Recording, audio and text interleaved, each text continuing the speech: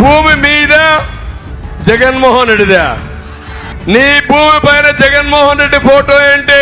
మీ తాత ఇచ్చాడు, మీ నాన్న ఇచ్చాడు, నువ్వు కష్టపడ్డావు. అలాంటప్పుడు నీ ఫోటో వేసుకోవాలి గాని ఈ చెత్త ఫోటో ఎందుకు తమ్ముళ్ళు అని అడుగుతున్నా. నేను వస్తానే ఇవన్నీ తీసేసి మీ ఫోటోనే పెడతా. అంతవరకు దీన్ని చిత్తుగా చించేసి చెత్త బొట్లో మారేద్దాం.